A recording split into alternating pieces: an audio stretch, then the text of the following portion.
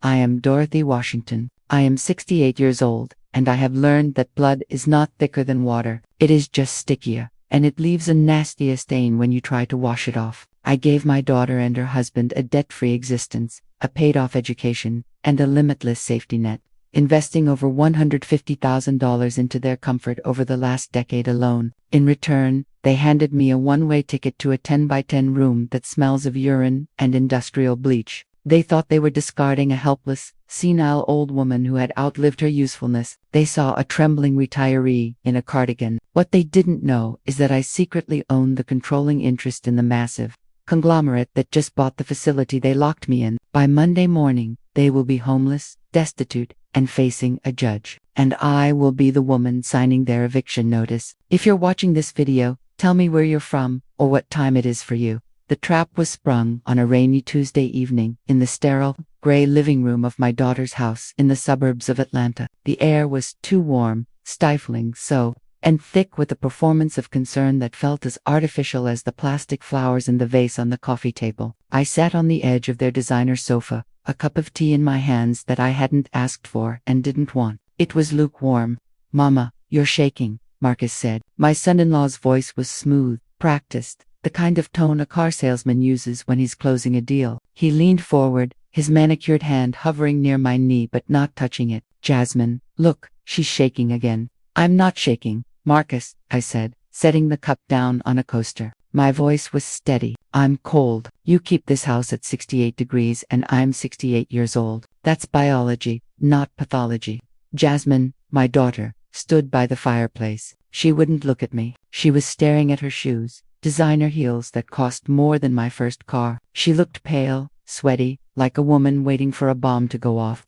"It's not just the shaking, Mama," Jasmine muttered, finally looking up, but aiming her gaze somewhere over my left shoulder. "It's everything." "The incidents," I asked, sharpening my tone. "What incidents?" The doorbell rang. It was a sharp, intrusive sound that made Jasmine jump. "That must be him," Marcus said, smoothing his tie. He shot Jasmine a look, a command. "Really? Open the door, baby. It's Dr. Pearson." "Who is Dr. Pearson?" I asked, not moving. "He's a consultant, Mama," Jasmine said, rushing to the door. "A specialist. We just want to talk. Just talk." A moment later, a man walked in. He was tall, wearing a suit that fit too well and a smile that didn't reach his eyes. He carried a leather briefcase and an air of unearned authority. He didn't offer to shake my hand. He just stood there, analyzing me like I was a structural crack in a retaining wall. "Mrs. Washington," Dr. Pearson said. His voice was smooth, practiced. "I'm Dr. Pearson. Your family has reached out to me because they are deeply worried about your safety." "My safety is fine," I said, crossing my arms. "I live in a single-story cottage. I have grab bars in the shower. I eat well. I still consult on engineering projects for the city occasionally. I am not an invalid." "It's the stove, Mama," Marcus interrupted, pulling a notebook from his jacket pocket. It was a prop. I knew it instantly. "Tuesday, you left the gas running. The whole house could have exploded." I stared at him. The audacity was breathtaking. Marcus said slowly, letting the engineer in me take over. "My cottage was built in 1978. It was retrofitted in 2005. I have an induction cooktop. It runs on magnetism and electricity. I do not have a gas line connected to the kitchen. It is physically impossible for me to leave the gas on." Silence stretched in the room, tight as a piano wire. Marcus's face flushed. He hadn't done his homework. I meant the grill," he stammered, recovering clumsily. "The propane grill on the back porch. You left it hissing. You were confused." "I haven't grilled in 6 months," I countered. "The tank is empty. I used the last of it on the 4th of July. I have the receipt for the exchange I never made. See." Marcus turned to Dr. Pearson, his voice pitching up. "This is what we deal with. The denial, the combative. She thinks she's always right. It's classic aggression." Dr. Pearson nodded gravely, opening his briefcase. He pulled out a file. "Confabulation and aggression are common in the early to mid stages of rapid-onset senile dementia," he said, not looking at me. "The patient invents a reality to protect their ego. I am not a patient." I stood up. "And you are not my doctor. I have never seen you before in my life. You have run no tests. You have no MRI scans. You have no blood work. I have the testimony of your primary caregivers, Pearson said, tapping the file. And my own observation of your erratic behavior right now. Erratic, I laughed. A harsh, barking sound. I am correcting lies with facts. If that is a disease, then the whole world is sick. Jasmine stepped forward. She looked like she was about to cry. Mama, please, it's for your own good. We can't watch you 24/7. We found a place, a nice place. Riverside Care Facility. Riverside? I felt a chill that had nothing to do with the air conditioning. That's an assisted living warehouse on the south side. It's a holding pen. It's a luxury care facility. Marcus corrected sharply. And it's done, Dorothy. We have the power of attorney. The POA was for my hip surgery 3 years ago. I snapped. It expired upon my recovery. Not the way we filed it, Marcus muttered, almost too low to hear. Then, I heard it. The siren. It wasn't distant. It was turning into the driveway. You called an ambulance. I looked at Jasmine. The betrayal hit me harder than any structural failure I had ever witnessed. You aren't just committing me. You're extracting me. They're here to transport you safely, Dr. Pearson said, closing his briefcase. Please, Mrs. Washington, do not make a scene. Sedation is an option, but I'd prefer not to use it. I looked at my daughter. Jasmine, give me my car keys. Jasmine flinched. She reached into her purse, her hand trembling, and pulled out my keychain, but she didn't give them to me. She clutched them tight. I can't, Mama. You can't drive. You'll hurt someone. The only person being hurt here is me, I said quietly. The front door opened without a knock. 2 paramedics in dark uniforms walked in. They weren't the friendly neighborhood EM. They were large, silent men who looked more like bouncers than healers. This, the admission, the lead one asked Dr. Pearson. Yes, Mrs. Dorothy Washington, transport to Riverside. She is confused and agitated. I stood my ground. I was 68, but I had built systems that withstood hurricanes. I wasn't going to be dragged out. I straightened my spine. I will walk, I said, my voice ice cold. I will walk to your transport vehicle. But know this, Jasmine, you think you are solving a problem. You are creating a catastrophe. Jasmine looked away. Marcus smirked, a small, victorious twisting of his lips. The ride was silent. I sat in the back of the transport van, not strapped to the gurney, but watched closely by the heavy-set attendant. We didn't go to the hospital. We went straight to the outskirts of Atlanta, to a sprawling, flat complex of beige brick that looked like a minimum security prison designed by a depressed architect. Riverside Care Facility. The automatic doors slid open with a grind of grit in the tracks. The smell hit me instantly. It was a cocktail of Pine-Sol, boiled cabbage, and the underlying, undeniable copper tang of human decay. A woman at the front desk didn't even look up as we entered.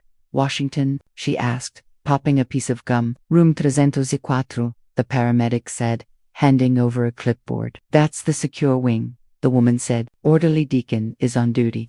They marched me down a hallway that seemed to stretch into infinity. The linoleum was cracked. The fluorescent lights overhead flickered with a strobing effect that could induce a seizure. We stopped at room 304. Standing there was a man who looked like a vending machine with a head. He was massive, with a shaved scalp and eyes that were flat and dead. His name tag read, Deacon Head, Orderly. Fresh meat, Deacon grunted. Dorothy Washington, the paramedic said. Family says she's combative. Deacon grinned. It was a predator's grin. I like combative. Combative gets tired eventually. He ushered me into the room. It was sparse. A bed with a thin mattress, a bolted-down nightstand, and a single chair. All right, Granny. Strip search protocol, Deacon said, closing the door. I am not a criminal, I said.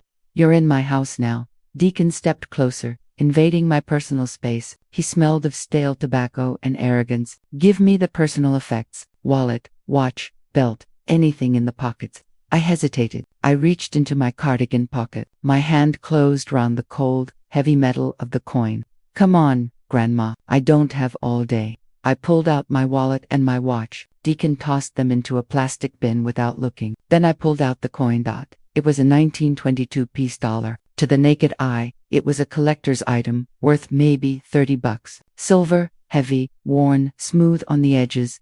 Deacon snatched it from my hand. He held it up to the light. Silver, he asked. Might get a pack of smokes for this at the pawn shop. No, I said, and for the first time, my voice trembled. It wasn't acting. That coin was everything.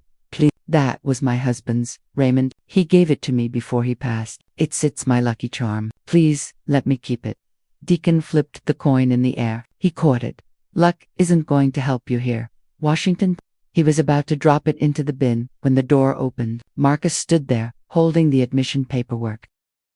What's the holdup? He snapped. Just processing the personal items, Deacon said. Found a coin, silver. Marcus looked at the coin, then at me. He saw the desperation in my eyes. He interpreted it as pathetic attachment to junk.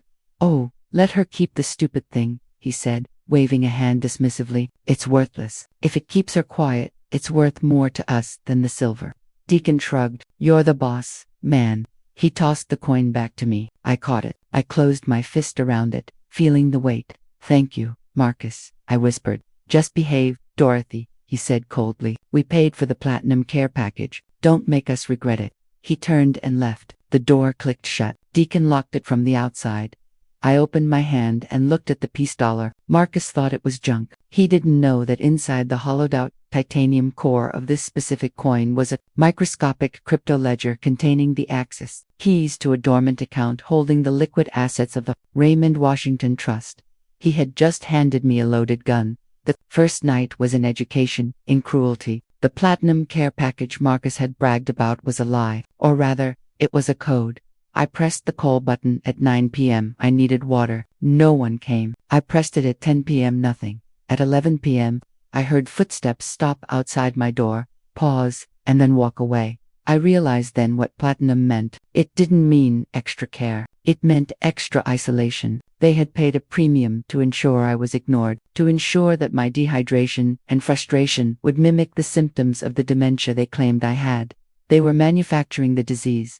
I sat on the edge of the bed, unable to sleep. I thought of Raymond. We had started with nothing. 2 engineers in a garage in the late 80s. He was the visionary. I was the We built components for aerospace firms. Then, in the 90s, we pivoted. Raymond saw the future of automated logistics before anyone else. We founded Meridian Technologies. We went public in 98. We sold the majority stake in 2005, but kept a silent controlling interest through a shell company, Phoenix Holdings. We lived modestly. We wanted Jasmine to grow up normal. We drove Pure. We lived in the cottage. We hid the billions so she would find herself. Instead, she lost herself.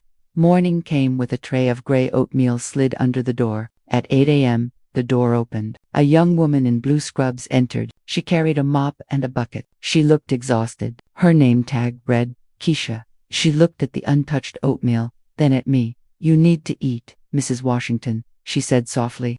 I need a lawyer, I said, and a glass of water that doesn't taste like rust. Keisha paused. She looked at the door, checking if it was fully closed. The water here is old pipes, she whispered. She reached into her pocket and pulled out a small sealed bottle of spring water. She handed it to me. Hide the bottle when you're done. I cracked the seal and drank. It was the best thing I had ever tasted. Why? I asked, wiping my mouth. Because I saw your daughter drop you off, she said, wringing out the mop. I saw her car, and I saw her face. She wasn't sad. She was relieved. She's stealing everything, I said. My house, my assets, my life, ma'am. They all do. That's what this place is for. It's a waiting room for the probate courts. I looked at her. I saw intelligence in her eyes, and fear. Keisha, I said, lowering my voice, I need a phone, a burner, prepaid cash. Her eyes went wide. I can't. Deacon does random sweeps. If he finds contraband, I lose my job, maybe my license. I can pay you, I said. I don't have cash on me, but I can authorize a transfer. I don't want your money, she hissed. I have a kid. I can't risk this. Then do it for justice, I said. Help me, and I promise you, you won't be mopping floors in this hellhole much longer.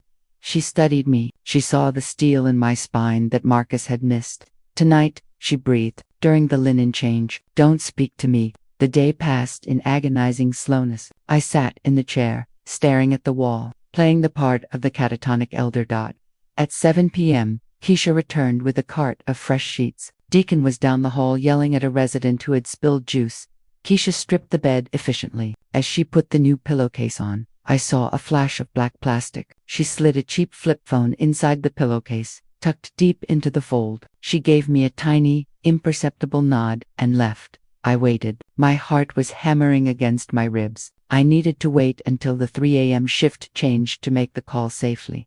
I lay in bed, my head resting on the pillow that held my salvation. At 9:30 p.m., the door banged open. It wasn't Quiche, it was Deacon, and he wasn't alone. He had 2 other orderlies with him. Surprise inspection. Deacon boomed, grinning. We had a report of stolen food from the cafeteria. Toss the room. My stomach dropped. This wasn't random. I have nothing, I said, sitting up. Get her out of the bed, Deacon ordered. The 2 goons grabbed me by the arms and hauled me up. I was strong for my age, but I couldn't fight 3 men. Deacon ripped the sheets off the bed. He shook the blanket. Nothing. Then, he grabbed the pillow. He shook it upside down. The black flip phone clattered onto the linoleum floor. The sound was like a gunshot in the small room. Deacon picked it up. He looked at me, his eyes dancing with malicious glee. Well, he purred. Grandma is high-tech. Who are you going to call? Washington. Your daughter. She blocked your number on her personal line the day you got here. We checked. That is my property, I said, my voice shaking with rage. Contraband, Deacon said, pocketing the phone. Confiscated. This goes in the staff locker. And you, Mrs. Washington, go on restriction. No rec room, no courtyard, 24-hour lockdown. He leaned in close. Stop fighting. You're dead already. You just haven't stopped moving. They left. I was alone. My lifeline was gone. I spent the next day in a black pit of depression. They had won. I was cut off. On the 3rd day, they allowed me into the hallway for 1 hour of socialization, which just meant wheeling the residents into a line against the wall to stare at each other. I was placed next to a man in a wheelchair who looked comatose. He was wearing a faded military cap. His head was slumped on his chest. A line of drool connected his lip to his collar. The staff called him the Colonel. Don't mind him, Deacon said as he parked me. Vegetable. Hasn't spoken a word in 2 years. I sat there fuming, my mind racing for a solution. I needed that phone. It was in the staff break room, in the lockers, but I couldn't walk past the nurse's station without being seen. The shift change is at 3 o'clock, a voice rasped. I jumped. I looked around. No one was there except the comatose Colonel. Don't look at me. The rasp came again. It was the Colonel. His head hadn't moved. His eyes were still half closed. Look at the wall. I stared at the peeling paint. You can talk. I can sing opera if I want to, the Colonel muttered. But if they know you're in there, they up the meds. I like my brain mush. Names, Clarence, Dorothy, I whispered. I know. I need to get into the staff break room. Deacon's locker. Row 2, locker 4, Clarence said. He has a simple padlock, 3-digit combo. He uses his birthday, 512. How do you know that? I listen. People say anything around a vegetable. They think I'm furniture. I can't get past the station, I said. The night nurse watches the monitors. Clarence slowly lifted his head. One eye opened, sharp and clear blue. You're an engineer, right? I heard you arguing about the stove. Yes, engineers fix problems, Clarence said. I was a demolition expert in Da Nang. I create problems. You need a distraction. What kind of distraction? A code blue, Clarence grinned, revealing yellowed teeth, or something close enough to it. The plan was executed at 2:45 a.m. I was awake, fully dressed under my patient gown. I had wedged a piece of cardboard into my door latch earlier in the day so it wouldn't lock. Down the hall, a crash echoed. It sounded like the ceiling coming down, then screaming, fire, fire in the hole. It was Clarence. He had somehow wheeled himself to the janitorial closet, knocked over a shelf of chemicals, and was now screaming bloody murder while smashing a metal bedpan against the wall.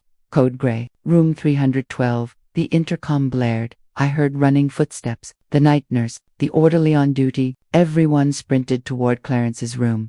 I moved. I didn't walk. I crawled. I stayed low, below the line of sight of the nurse's station counter. I crab-walked across the cold linoleum, my knees protesting with sharp spikes of pain. I reached the break room door. It was unlocked. I slipped inside. It smelled of stale coffee and donuts. I scanned the lockers. Row 2, locker 4. I pulled the padlock. It was a cheap combination lock. 5-1-2. Click. The lock popped open. My hands were shaking, but my mind was surgical. I opened the door. There, on the top shelf, sat the black flip phone. I grabbed it. I also grabbed a charger cable hanging on a hook. Hey, who's in there? Deacon's voice. He wasn't supposed to be here. He must have come back from the commotion. I froze. Footsteps were coming toward the break room. I looked around. There was no exit. I squeezed myself into the narrow gap between the vending machine and the wall. It was a tight fit, dust bunnies clogging my nose.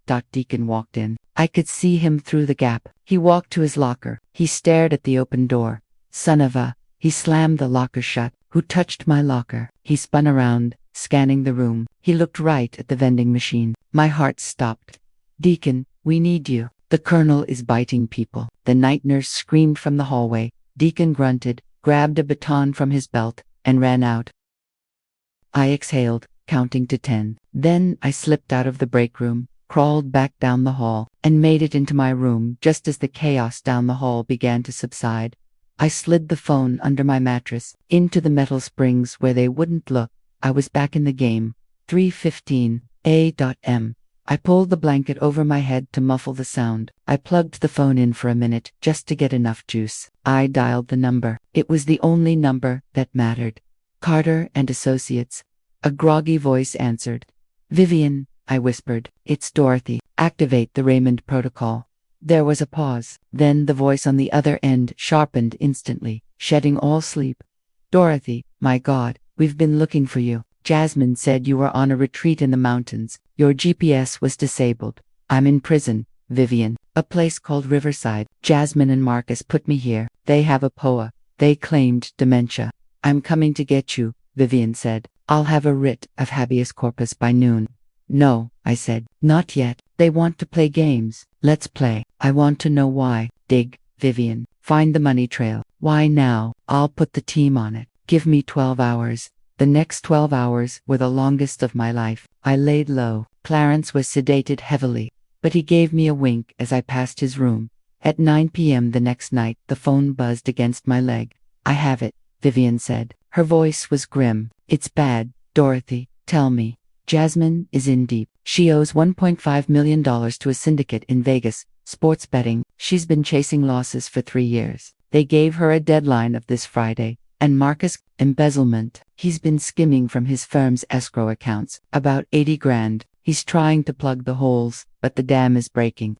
So they sold me, I said, feeling the cold logic of it. To pay the debts, they sold the cottage, Vivian said gently. The sale closed yesterday, $650,000, cash buyer. They used a forged signature. The forensic guys are already sure of it.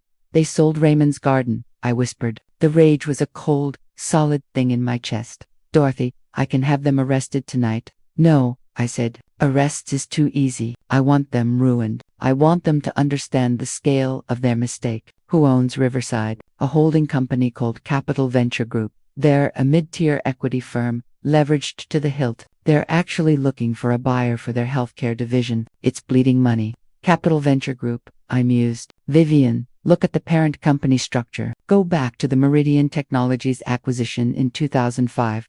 I heard keyboard clicking. Meridian was acquired by Phoenix Holdings, which was absorbed by Vivian. Let out a low whistle. Oh, that is beautiful. Tell me. Capital Venture Group is a subsidiary of Phoenix Holdings. Dorothy, through your retained stock in Phoenix, you effectively control 58% of the parent company's voting shares. You're the largest individual shareholder. So, I said, a smile touching my lips for the first time in days, I don't just live here. I own the landlords. Technically, yes. If you exercise your options, you can call a board meeting. I don't want a meeting, Vivian. I want a hostile takeover. I want you to buy Riverside, buy the debt, buy the building, buy the employment contracts. Do it through a blind trust, the legacy trust. It'll cost you about $12 million to clear the facility's debt and buy the equity. Do it. And Vivian, buy Jasmine's debt, too. Contact the syndicate. Offer them 50 cents on the dollar for the note. I want to be the one holding the leash. Consider it done. By Monday, you'll own the ground they walk on. Sunday came, visiting day. I sat in the lobby, slumped in a wheelchair I didn't need, drooling slightly. I had perfected the act. Jasmine and Marcus walked in. They looked radiant. Jasmine was wearing new jewelry, a diamond tennis bracelet. Marcus had a new designer watch. They smelled of expensive cologne and relief. They had paid off the sharks with the house money. They thought they were free. Mama, Jasmine chirped, her voice too loud. Look at you. You look rested. Who are you? I mumbled, staring past her. It's Jasmine, Mama, your daughter. She patted my hand. We have great news. We sold the cottage. It was just too much work for you. We got a great price. We're going to put the money into a trust for your care. Sold. I whimpered. My garden. It's for the best, Marcus said, checking his reflection in the glass partition. You're safe here. We're taking care of everything. You're good children, I said, letting a tear roll down my cheek. So good. Jasmine actually looked guilty for a second. But Marcus just smiled. We really are. We saved you, Dorothy. They left after 20 minutes. They had a brunch reservation that as their Mercedes pulled away, I wiped the drool from my chin. I pulled out the burner phone. Vivian, I said, execute. Monday morning, 8 a.m. The doors to Riverside burst open, but it wasn't an ambulance. It was Vivian Carter, flanked by 4 junior associates in sharkskin suits and 2 private security contractors who looked like they ate concrete for breakfast. Deacon was at the front desk, flirting with the receptionists. Hey, visiting hours start at 10 o'clock, Deacon barked, stepping forward. Get out. Vivian didn't stop walking. She walked right up to Deacon, stopped, and looked him up and down with the distaste one reserves for roadkill. You must be Deacon, Vivian said. Who's asking? Your employer, Vivian said. She snapped her fingers. An associate handed Deacon a document. You're terminated. Effective immediately. Cause, gross negligence, theft of patient property, and abuse. Security will escort you out. If you speak, we sue. If you return, we arrest. You can't fire me. Deacon laughed nervously. I'm union. We bought the union contract, too, Vivian said smoothly. Get him out. The security guards grabbed Deacon. He struggled, but he was nothing against professionals. They dragged him out the front door, screaming. The lobby went silent. Vivian turned to the trembling staff. My name is Vivian Carter. I represent the Legacy Trust, the new owners of this facility. Changes are happening, starting now. She looked at Keisha, who was standing by her mop bucket, terrified. Miss Johnson, Vivian asked. I didn't do anything, she stammered. No, you didn't, Vivian said. You showed humanity. Please step forward. She handed her a folder. This is an offer for the position of Executive Director of Riverside. The salary is triple your current pay. You have full hiring and firing authority. Your budget has been increased by 500%. Keisha stared at the folder, then at Vivian. Why? Because the chairwoman asked for you personally, Vivian said. The chairwoman. I wheeled myself out from the hallway. I stood up from the wheelchair. I straightened my back. I adjusted my patient gown like it was a power suit. Hello, Keisha, I said clearly. Keisha dropped her mop. Mrs. Washington. You can call me Dorothy, I said. Now, let's get to work. I want this place gutted. New paint, new furniture, real food, and get Clarence a new chair. One with a turbo engine. By the following Sunday, Riverside was unrecognizable. We had work crews 24/7. Money is a powerful accelerator. The smell of bleach was replaced by fresh lilies and sandalwood. The flickering lights were replaced with warm LED. The gray linoleum was covered in plush navy carpet. The cafeteria was now a bistro serving fresh pastries. I sat in the lobby, but not in a wheelchair. I was sitting in a wingback leather chair, wearing a charcoal pantsuit that Vivian had brought from my storage unit. I was reading the Financial Times. The automatic doors opened. Jasmine and Marcus walked in. They froze. Jasmine took a step back, checking the sign on the door. She thought she was in the wrong building. What on earth? Marcus whispered. Did they remodel? They walked tentatively to the front desk. Keisha was there, wearing a sharp blazer, typing on a MacBook. Excuse me, Jasmine said. We're here to see Dorothy Washington, room 304. Keisha looked up. Her face was stone. I'm sorry, ma'am. We have no patient by that name. Don't be ridiculous, Marcus snapped. We put her here 2 weeks ago. She's in room 304. Room 304 is an executive office now, Keisha said. And Mrs. Washington is not a patient. She is the owner. The what? Jasmine laughed. A nervous, jerky sound. My mother is senile. She doesn't own anything. She barely owns her socks. Turn around, Jasmine, I said. My voice cut through the lobby. They spun around. They saw me. The suit, the posture, the eyes clear, sharp, and unforgiving. Mama, Jasmine whispered. Why? Why are you wearing a suit? Because I'm working, daughter, I said, standing up. It takes a lot of work to clean up a mess this big. I don't understand, Marcus said, his voice trembling. The doctor said. The doctor is currently under investigation for medical fraud, I said, walking toward them. Vivian found his price list. It was cheap, Marcus. You sold me out for a bargain. Mama, you're confused, Jasmine tried, stepping forward. Let's go sit down. You're having an episode. The only episode is the one where you go to jail. I said. I signaled to Vivian, who stepped out from the office holding a thick file. Jasmine Washington, Vivian said. We hold the promissory note for your debt to the Veneti Syndicate, $1.5 million. You missed your payment on Friday. Jasmine turned white. How? How do you know that? Because I own the debt now, I said. I bought it. You owe me, Jasmine, and I am calling it in.